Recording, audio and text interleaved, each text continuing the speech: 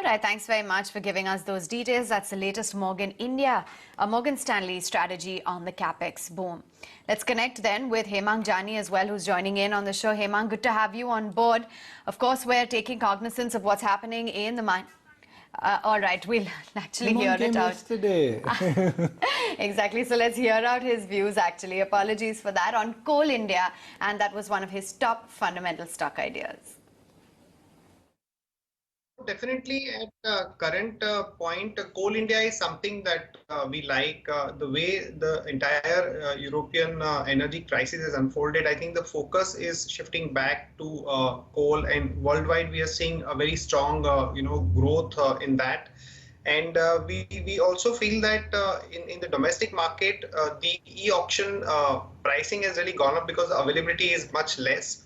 So, our feel is that this entire story of pricing-led volume growth will play out very well for Coal India. And it's been a PSU company, so people will have their own doubts about what kind of valuation it can get. But I think from a medium to, let's say, 1 year kind of a perspective, this could be one stock that can give a 25% kind of an upside from current price point. Well, UBS believes that Indian Hotels is a stock to go. There is a sell report from Citi on Star Health, and Morgan Stanley is of the view that Bajaj Finance has a long way to go. They believe that the bull case for something like Bajaj Finance could actually be as high as 10,000 rupees. That's UBS. It's a lofty uptick. It's a lofty uptick on Indian Hotels, and Morgan Stanley has upped the target from 7,200 to 8,500. Pankaj Pandey, good morning. Thank you for joining us. We've given our viewers a flavor of UBS, Morgan Stanley, and Citi. At ICICIdirect, what is the flavor this morning? Hi, good morning, Nikunj. Thanks for having me. I think our overall sense on the market is that we are headed for a new high. I think we're in a sort of a sweet spot given the fact that China is experiencing regular COVID-induced pains. And that has sort of cooled off commodity prices, which is sort of beneficial for us. So whatever margin pressure we were seeing, and as a result of that, we've seen about 2% kind of a cut in Nifty EPS for FY24. I think over a period of time, over the next 2-3 quarters, some of this could get reversed. And which is why I feel that Nifty could be headed towards 19,425. That is our 12-month target is. But we expect mid caps and small caps to sort of outperform Nifty. So I think so from that perspective, I think mid caps and small caps look a lot more attractive to us. I wanted to get in your take on NTPC in particular, Pankaj. Given that the stock is now quoting at an 11-year high, and there are so many re-rating drivers in place with respect to the RE monetization, brokers just talking about how it's going to be one of the largest RE companies globally in the next decade. What is the view in terms of how you've looked at stocks within this space? Do you track NTPC? Yeah, we do track NTPC. So NTPC within power PSUs is looking quite attractive. But I think the structural challenge in power still remains in terms of so power bill again is still sort of hanging. So really do not expect much of a structural upturn in segments like this, despite the fact that we are sensing that the power demand is going to get a lot more better. There's some bit of a relaxation in terms of FGD and other capex related spends. But I think if one has to sort of play power, I think probably Coal India is a slightly better option, while bulk of their sales is towards the power sector. But I think since the coal prices are quite higher, I think they earn a lot more on the e-auction, somewhere between 2.5 to 2.7 rupees a kg. Compared to that, when you sort of supply to power companies, you earn closer to half a paisa. So from that perspective, I think Coal India looks a lot more better bet. Power grid, again, I think a big capex or capex is sort of behind us. So really do not expect that stock to sort of incrementally grow much. But yes, within power PSUs, NTPC looks attractive, but I think Coal India is a sort of a better bet within PSUs. There is a lot of action in tire stocks. It's not that tire stocks are new, but looks like markets have rediscovered the importance of tires. I mean, I don't know how to put it, Pankaj, but It's not that suddenly tire sales are going to be higher. It is not that suddenly replacement demand is going to come back. But the price action last couple of days in tire seems to be indicating that the market has rediscovered something which you and we don't know about that industry or sector. I think what has happened is that in the last 2 or 3 auto numbers, we've seen MHCV as a segment sort of bit softening, or the kind of growth what one would have expected. But I think the overall commentary is still quite positive in terms of this segment growing in double digits. And I think we have seen companies like, say, Apollo Tires, which has been sort of doing well in terms of, so they are expecting European operations to do well. There is a clear focus on debt reduction and improvement in ROCs. So I think it's a sort of a good proxy play on the entire CV as a cycle, which is where I think overall enthusiasm is coming from. And we like the entire value chain. I mean, right from tier OEM players like Tata Motors to Ashok Leyland to something like tire companies, and also even some of the other names. Say, for example, Jamna Auto, so which again is a sort of a play on the medium and heavy commercial vehicles. So I think overall next 2 years looks quite attractive for CV as a segment, and even with 20% kind of a growth, will not be sort of touching the peak sales of nearly 10 lakhs, which had happened in FY19.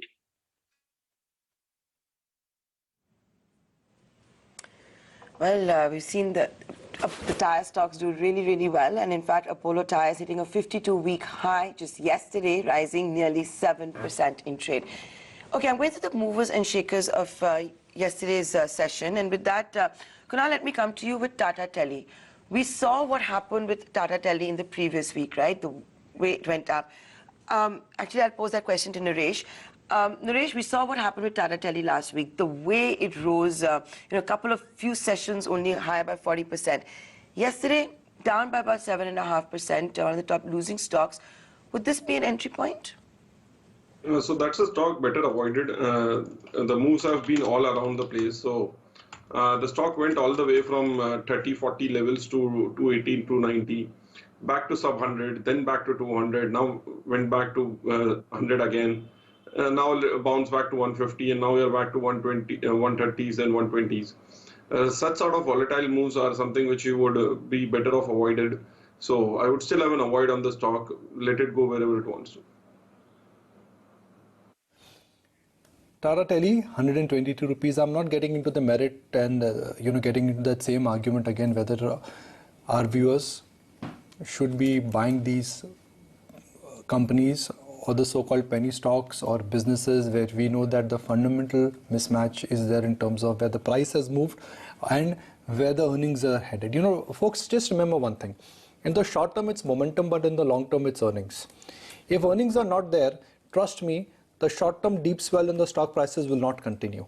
And if earnings are coming, then stocks will catch up. My limited point with some of the, some of these stocks which have really gone through the roof, whether it is a TTML or a Suzlon or a few companies from the infrastructure space, they do not deserve to go higher with what information we have available in terms of public information where the company and where the businesses are headed. These are businesses these are stocks where you may want to give them a skip rather than get blinded with the momentum. Pankaj Pandey, let's hear your thoughts on them. Why are some of these so-called penny stocks, two-digit stocks, they are flaring up as if there is no tomorrow?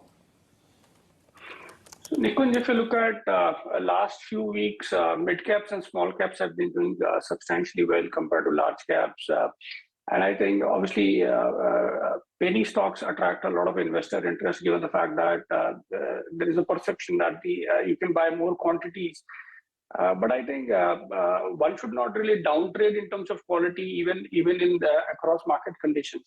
So I think there are a number of mid caps and small cap stocks which are sort of fundamentally backed, where the growth rate is a lot more better compared to markets. I think that is what one should sort of look at. But I think the investor interest rises when the overall mid caps and small caps do well.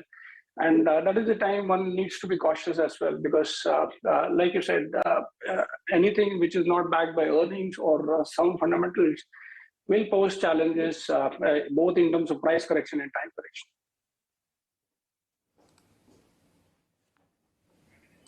Okay. We've looked at some of these stocks, and I'm just going to skip the template here and talk about a sector where, Nuresh, there is a lot of trader interest, and that is sugar for you, my friend. Sugar prices are at a 3-month high. How should one approach sugar stocks now, given that there is a fundamental turn in the way how sugar prices are going higher? I don't know, Nuresh, whether they'll sustain or not. I mean, चीनी दिवाली के पहले महंगी नहीं हो सकती और नहीं होनी चाहिए. That's my view. But on the charts. I would say they're still making consolidatory moves. We've seen some spiky moves in very small ones like a Sakti sugar or something which spiked up, or a Ugar sugar. But for now, it's making a consolidation. There are small breakouts yesterday from a very tight range. So Dhampur, etc., or a Dwarikesh did small moves. But out here, I would go with Balrampur Chini, which is making a good base around that 330 to 360 mark. And out here, there have been 2-3 bottoms around that 340 odd levels. So if somebody has to bet on the sugar space, it should be Balrampur, but not expecting a sharp move as of now. I still believe there is a lot more consolidation left for the sector. And unlike the previous times, they have not fallen 40, 50, 60%.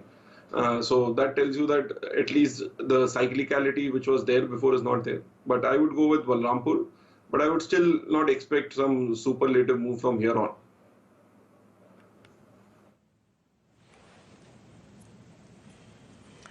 In fact, we will be focusing on the sugar sector as well, the way the prices have been moving. That's coming up for you later on the show as well. Sugar stocks, of course, have been buzzing a lot. Pankaj Pandey, there's been a lot that has been said of late that is Bollywood losing some of its favor. The movies have not brought in the kind of revenues the box office is used to, movie producers, the community is used to. A lot is riding on Brahmastra, Karan Johar's latest one from Dharma Productions. But from the stock market's perspective, the way we've seen some of these stocks, PVR, Inox, how would you approach this entire pack, Pankaj? So I think, yes, overall, the quality of content has not been sort of suiting the taste of audiences, and which is why some of the recent releases have sort of really not done well. So obviously there is a concern there, but I think those are sort of near-term concerns, and that may not really sort of help in terms of a short-term price movement. But overall, our sense is that with the kind of might combined both PVR and Inox will have, our sense is that these are still sort of structural buys. We have seen about 65 or 70% kind of a recovery on the ad revenues, which is one segment which is expected to improve over a period of time compared to pre-COVID levels. So I think, and benefit of that is largely that flows towards the bottom line. So from that perspective, near term, there are absence of triggers. I don't think Brahmastra again or alone will be able to sort of recoup the kind of losses what they would have seen in the recent past. But as and when the quality of content improves, whether it is global content, whether it is regional content, or Bollywood itself, so I think things will improve. So there are levers where things can improve. Near-term concerns are there, and which is why we don't expect price performance to happen. I think what one can probably look at a pseudo play, something like Phoenix Mills, where the rentals are expected to sort of keep growing in double digits. Mind you, you'll see a lot of these multiplex players being anchor tenants there. So that is a sort of a better play. And overall consumption as a theme is looking quite attractive to us. And I think in terms of space addition also, they're quite aggressive.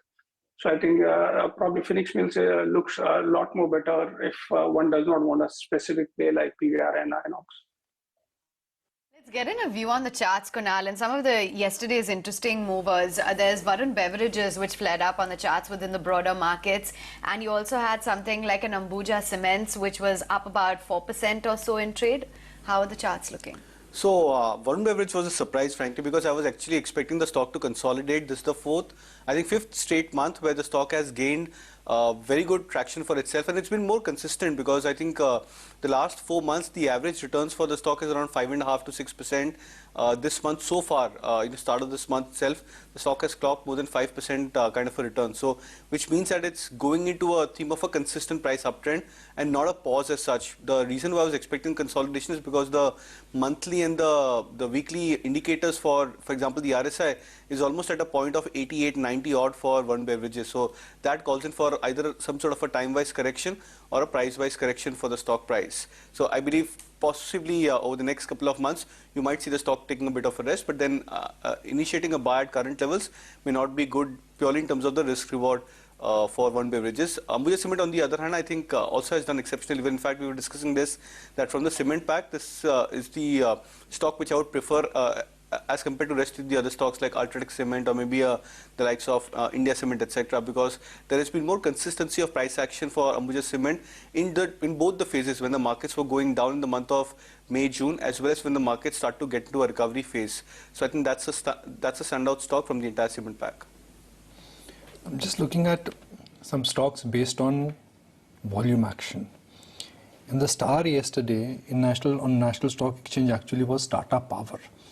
Yesterday traded volumes which were much more than Reliance Industries. Can you believe that, Kunal? Tata Power traded more than Reliance in terms of absolute volume. What's happening? So I think it's got to do with most of the power stocks. We were discussing Torrent Power yesterday. NTPC at an 11-year high for NTPC. I mean, it's very difficult to try and imagine that happening as a pack as such. And most of these other smaller power names, I was looking at the charts for Kalpataru Power and such other names. I think most of these power stocks have seen a consensus breakout. So I would still go with NTPC and Tata Power as the two first preferred bets. NTPC one because of the way the stock charts have been structured over the last 2 months, and the favoritism with many of the PSUs have gotten to in the last 1 or 2 months. So NTPC, Power Grid, many of these stocks have started to show signs of good consistent price traction for themselves. Tata Power, the only reason why I believe that the stock has been building a good base at this 200 mark. I think over the last 1.5 years, there were so many attempts for Tata Power to break below that 200 level convincingly, but the stock has found a lot of demand whenever it tries to come closer to that 200 mark, or there is a minor break of this 200 level for Tata Power. So that establishes the zone and possibility. There's a very strong demand zone for Tata Power at that point. I just wanted to, Pankaj, get in your views on the defense basket as well. There's been a lot of news. Companies have seen strong order execution. There's been that INS Vikrant. Of course, we've also seen a lot of steps being taken by the government for the indigenization push. These stocks coming back into favor. Do you believe that there's more upside on the cards? Absolutely. I think defense within PSUs are the best to sort of look at.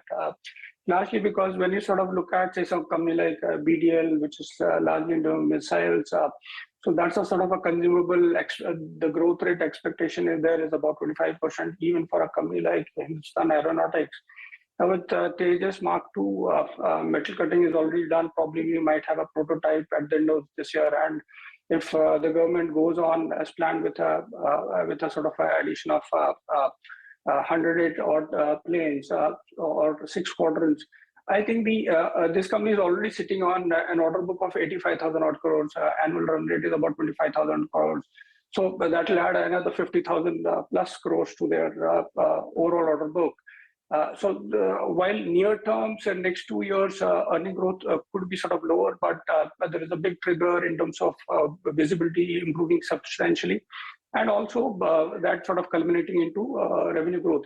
Same is the case with Cochin Shipyard. While there is still not clarity in terms of whether we go for a third aircraft carrier, but our sense is that government is going to go ahead with a third aircraft carrier, which again will be a big opportunity for a company like Cochin Shipyard, which has been not really sort of doing much in terms of price performance.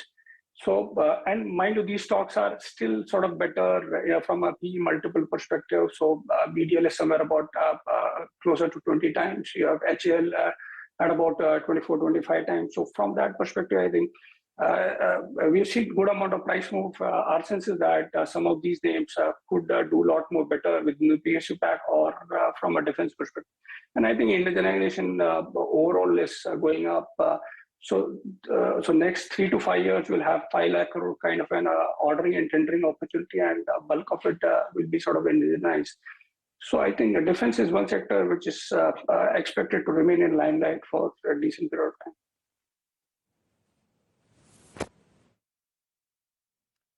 Well, we've been seeing the defense stocks abuzz in trade, the China Plus strategy, how India is also trying to become a massive defense manufacturing hub for itself and, of course, the world.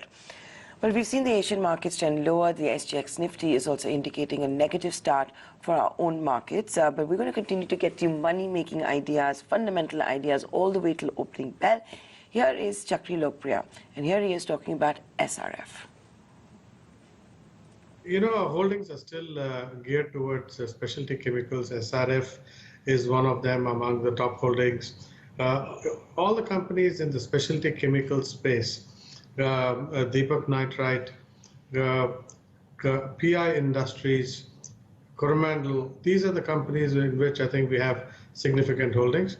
If you look at a company like SRF, you know, it's a company which is, you know, broad-based in the space and now is looking to double its asset base over the next 3 or 4 years.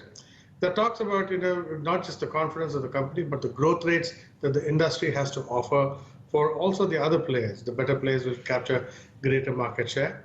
I think so that, and they also have very strong export outlooks. So it's a combination of both of the growing markets plus exports is what's keeping us in these stocks.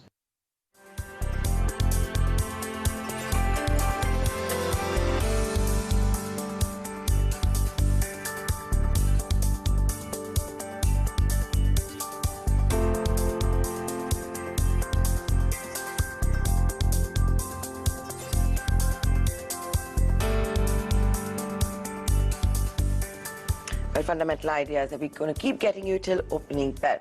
Now, what we've of course seen overnight as well is crude oil prices come down, hovering around $92 a barrel. That's always fantastic news for India, isn't it? But in India, what we also have is a natural gas price formula, which is revised every 6 months. So a price is decided for 6 months. The next revision will be applicable from 1st of October. And ahead of that, media reports are suggesting that we could see some kind of intervention by the government, including putting a ceiling in place for natural gas prices so that it's an attempt to rein in inflation. It's bound to impact consuming industries. It's going to impact the producers as well. Let's go across to Samit to find out more about this. So Samit, you see a price revision on 1st of October. It's always with a lag. There's an emphasis which is given on Henry Hub and other geographies. The point is that even though globally prices may be coming down, it's with a lag. And that's why maybe the government wants to intervene. Well, yes, media reports earlier also indicated the fact that the government has set up a committee which will be revising the pricing formula for gas prices. This committee was supposed to submit their report by the end of this month. But what the bigger news has come out here is that media reports are suggesting that the new pricing formula actually won't be applicable from the 1st of October because the government needs to take cabinet approval and it could be delayed by another 6 months, which means that the old pricing formula will be applicable from the 1st of October. And according to that pricing formula, if you see the gas prices in India or the domestic gas prices or the administered gas prices are expected to increase by around 56 to 64% from the 1st of October 2020. Now, the street was expecting that this new gas pricing formula that the government is working on would have been applicable from 1st of October, and that would have not led to such a high increase in the gas cost for consumers. Now, given the fact that it won't be applicable, the gas prices are expected to increase by around 56 to 64%, which means that the gas prices in India would increase by $6.1 per MMBTU to around $9.5 to $10 per MMBTU. Now, this would be majorly negative for city gas distribution companies because most likely they won't be able to pass on this entire increase in gas cost to consumers, which in turn would impact their margins. Now, if they're not able to pass on this gas cost to consumers, their margins could halve for the second half of financial year 2023 as compared to what they were earning in the first half. However, on the positive side, ONGC, Oil India, Reliance Industries and Vedanta, now these are all the gas explorers and they could benefit because higher gas prices would mean higher realization and higher profit. But this would be beneficial only if there is no windfall tax if no windfall tax has been applied by the government on gas prices also. Okay, Soma, thank you so much for that. So net, it's a good news coming in for the producers, but not great news for the procurers, the likes of city gas distribution companies as well as the users. So that's the key trend to watch out and trade today. But shifting focus, let's talk about some national and international headlines in our Fatapat segment. After a long wait, Apple's mega launch event is finally here. The event is expected to unveil much awaited Apple iPhone 14 series and Apple Watch Series 8. Besides, Apple's latest operating systems, the iOS 16 and watchOS 9, are expected to be rolled out to all eligible devices following the event. Separately, Liz Truss was appointed as UK Prime Minister. She met Queen Elizabeth at the Sovereign Summer Residence in Scotland. The 47-year-old Conservative leader is scheduled to be flown back to London to make her inaugural speech from 10 Downing Street. Truss has defeated the former Chancellor, the Exchequer Rishi Sunak, garnering over 81,000 Tory votes to clinch the top post in UK. The leader of war-torn Ukraine rang the opening bell of the New York Stock Exchange in a virtual bell-ringing ceremony. His appearance was part of a new push to attract Western investment to Ukraine, whose investment have been battered by the Russian invasion. Meantime, the Portuguese government announced a set of measures that amounted to 2.4 billion euros to help families cope with increasing inflation. Portuguese Prime Minister Antonio Costa outlined the aid plan that focuses on families, pensioners, and the most vulnerable.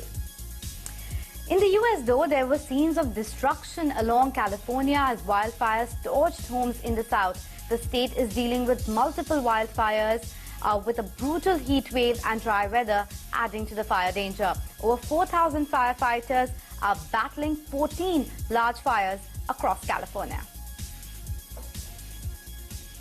All right, I just want to look at the Eicher Motor famous graph, which we've published yesterday, and we've been talking about it. The power of identifying a good business and then holding on is something which is very, very important if you really want to strike a multi-packer. Now just stay with me, folks. Eicher between 2000 and 2008 was up 3x. That's nothing. 8 years if a stock has gone up 3x when we saw one of the biggest bull markets in the history of India, that's nothing. But between 2009 and 2018, which is another next 10 years, it appreciated by 9758%. You can do the maths. The 10 years of literally no return followed by 10 years of exponential return. So Pankaj Pandey, which is one stock which in your definition is going to meet that criteria. Today it is getting ignored. Markets are not recognizing it, but DEX are getting ready for an exponential return in coming years. Is this specific to Eicher Motor? No, anything. Eicher is history now, sir. It will not make that much of money. Let's look at future. Money is made in markets by analyzing future, not history books. So I think we are liking a number of names where we feel things can be a lot more better going forward within the mid-cap and small-cap space. So for example, what we are sensing is that the hospitality as a segment is expected to sort of do a lot more better. We've already seen Indian hotels giving or having ARRs in excess of 33% compared to pre-COVID levels. So what we like is something like Lemon Tree, where as of now we have a target price of 95. They are expanding their number of rooms from say 8,500 to about 10,500. And our sense is that with the debt reduction or with the number of other factors playing out in terms of better occupancy ahead, because I think Q1 is still a sort of a weaker season for some of these players. So I think that looks quite attractive to us. So I think Lemon Tree is one where we feel that it can do a lot more better from current levels. There are a number of other names also, but one, if I have to highlight one, probably that is one. Okay, now we are staring at a bit of a macro challenge here. Dollar index is at 110. It is at a 20-year high.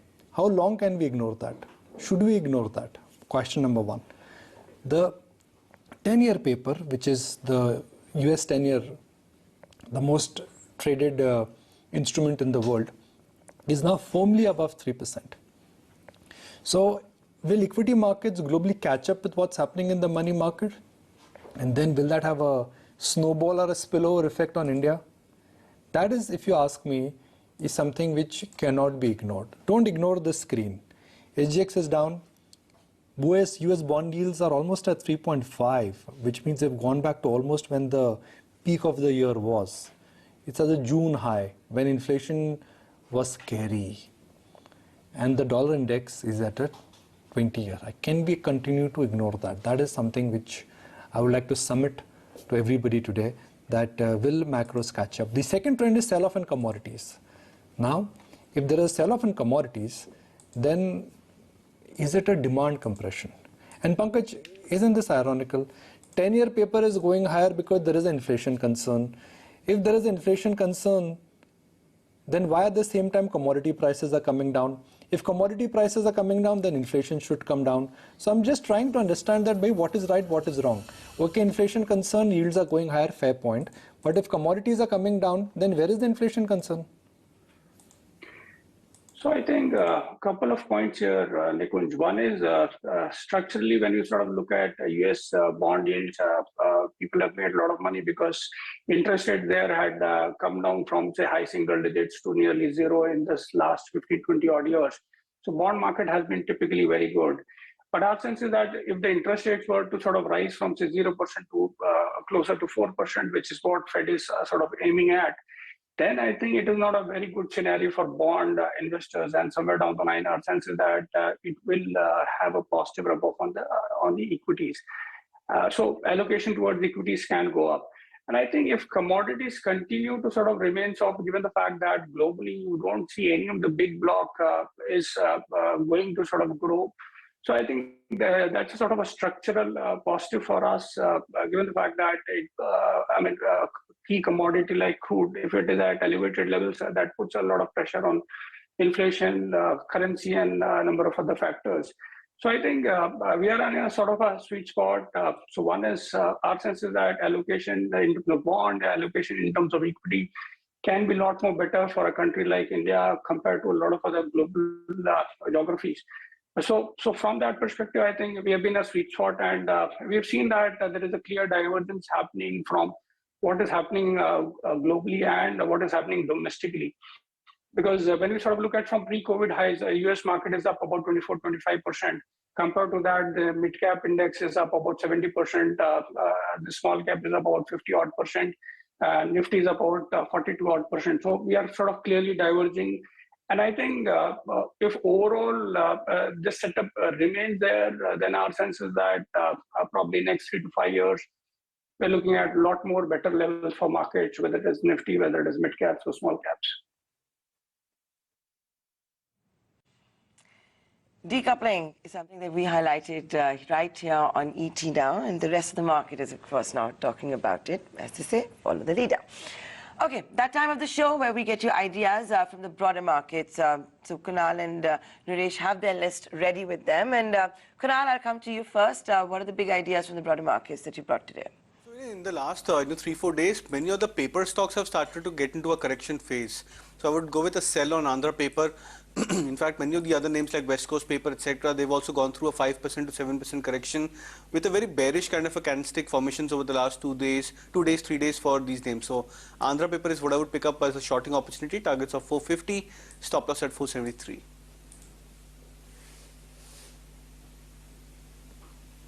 Okay, so that's the top pick coming in from the broader markets. And Naresh, what about you?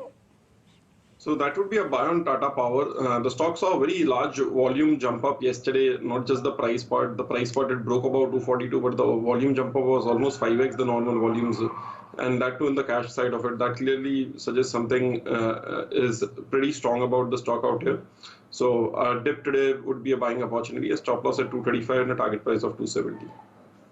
Okay, Naresh, thank you so much for joining us with those takes.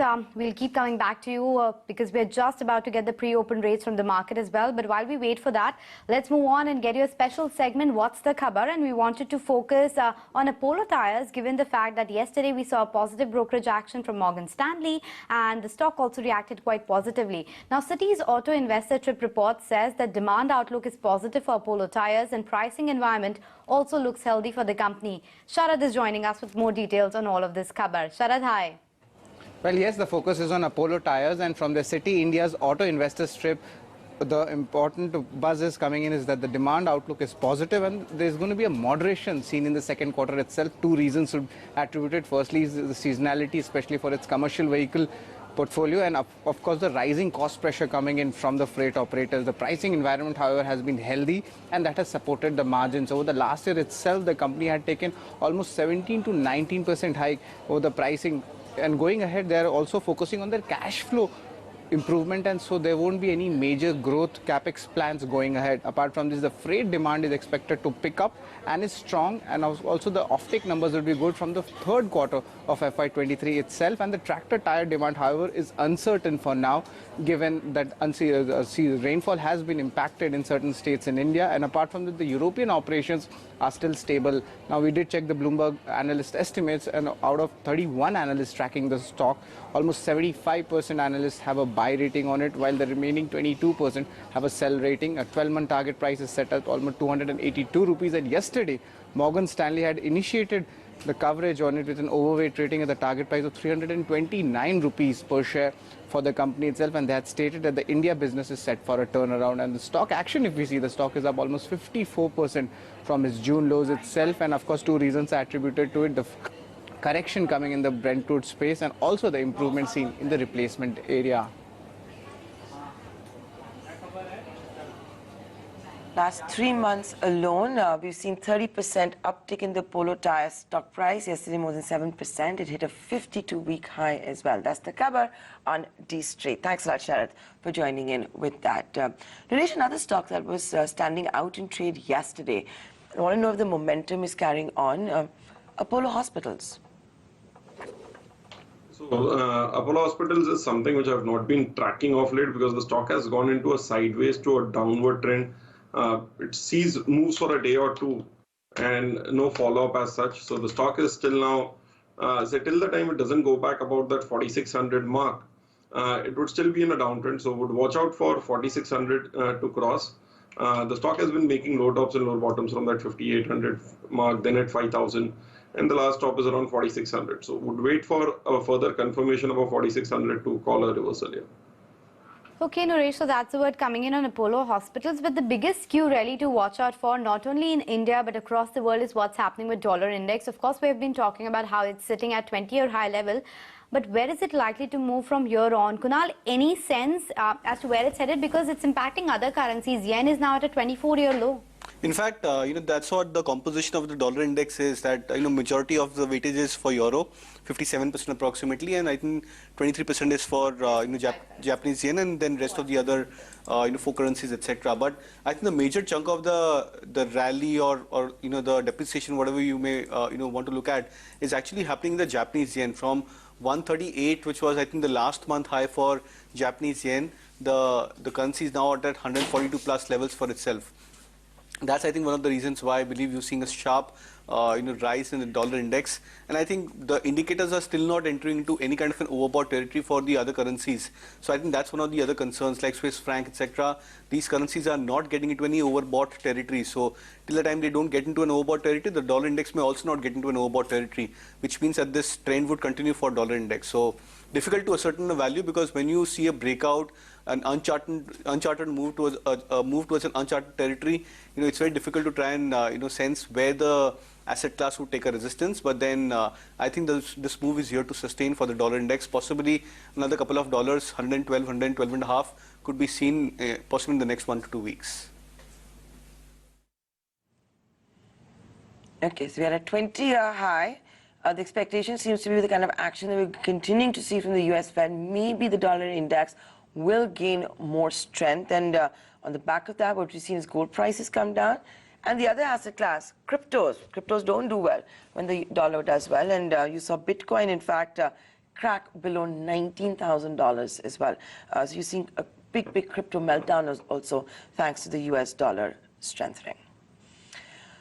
We've been talking about back home, leadership that's coming in with capital goods stocks, those that are announcing big capex, greenfield projects that are being announced. Remember, it was Kumar Mangalam Birla who's spoken about the Mahakumbh of capex.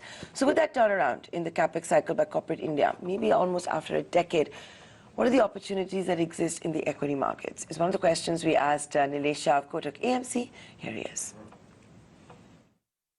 I believe there is renaissance coming in India's manufacturing sector. We have become back office to the world. And in certain select manufacturing sector like automobiles and generic pharma, we are globally competitive. We believe now this is likely to get extended into many other sectors. The primary driver will be growth in domestic market. Thereafter, it will be China plus one policy, where global supply chain management are looking to diversify out of China. We believe it can be converted into India plus one opportunity based on our domestic market size. Many of our peers have better infrastructure and higher competitiveness, but none of them have large domestic market like us. Put together, we believe there will be renaissance in manufacturing sector, and what happened in automobile and generic pharma will get repeated in many sectors. Okay, let's take a look at the index calls coming as well from our technical experts on the show. As of now, we have a hold coming in for Nifty. It's Kunal who has a hold. Naresh also suggests that probably the consolidation might continue, but Kush is a bit bullish. He's suggesting that maybe higher levels might be coming in, so buy coming in there. Let's take a look at the market moodometer. So Nifty consensus at a hold, and let's take a look at what's happening with Nifty Bank as well. Similar story playing out there, but a bit more positive bias because Kunal believes there's more upside. Maybe we'll go past that level of 40,000 on a sustainable basis today, and Kush is also joining the club. While Naresh is being a tad bit more conservative, as always, he maintains a hold on the Nifty Bank, but overall, a consensus buy coming in when it comes to the market moodometer for Bank Nifty. That was the mood check as far as Nifty and Bank Nifty is concerned. Kunal, we've spoken sufficient about the IT names. What do you think? Is it time to bottom fish or just wait for it to settle down? I'm talking about the larger names, the likes of Tech Mahindra, Infosys, various others that have continuously seen selling pressure. So I would probably sense that the mood is now set for these IT stocks to get into a bottom formation zone. The only concern for me is the extent of time these stocks can take to consolidate. So because there has been consistent weakness for IT names, and I'm not talking about the large cap names specifically. I was looking at the charts for Persistent Systems and Birlasoft, etc. Intellect Design. These stocks have gone through a sharp correction, and they've managed to break below their even the median supports for themselves. Like if, for example, if these stocks are rallied up 10%, a benchmark 5% becomes a key support point. These stocks have managed to break even those initial benchmark points for themselves. So that's certainly showing signs that the bottom is not in place, or the demand is not come back into the same gusto like what we've seen for the IT stocks in 2020 second half. So I believe purely on that aspect, I would keep it in the radar but not initiate any major buys. And I think the first trigger or the first set of buy calls, if one has to initiate on the IT pack, would probably be the turnaround, if we see any turnaround in stocks like TCS and Infosys. I think these two stocks would probably signal first that the sector is starting to get into a revival phase. And then once the sector gets into any kind of a minor breakout, we should then look out for high beta names on the mid-cap IT side.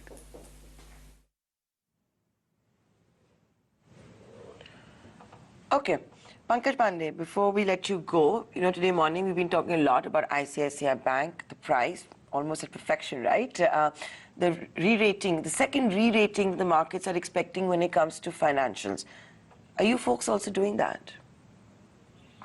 I think can't specifically talk about ICICI because I'm part of the same group. But I think within the BFSI, we like the entire space. Earlier, we were a bit cautious on the tier 2 banks. But I think our overall sense is that from a credit growth perspective, you'll have retail, which is sort of doing very well, and MSME as a segment sort of doing well. Now, within private tier 1 banks, if you look at largely HDFC twins are still not performing. And I think till the time we don't have enough clarity in terms of what will happen to the residual stake, what they'll be holding in some of the insurance companies, I think probably the hangover could be there. And I think same is the issue with Kotak Bank also. So which is why the tier 1 banks are really not doing or not really performing on expected lines. And the tier 2 banks are doing a lot more better because largely the asset quality concerns are behind us. The credit growth has sort of improved. And I think within NBFCs, we like Bajaj Finance. I mean, with the expected growth rate of 27 to 30 odd %, even with 7.5 kind of a book value, I think that is looking positive. And I think the other positive is that with FI sort of aggressive selling behind us, which is what the case up till now, I think BFSI is a big beneficiary of the overall inflows because it's a good overall proxy for consumption. And I think consumption overall is slated to become a lot more better going forward. Thanks so much for that and telling us your view overall on the banking space. Just about 5-10 seconds remaining for markets to open. 1:30.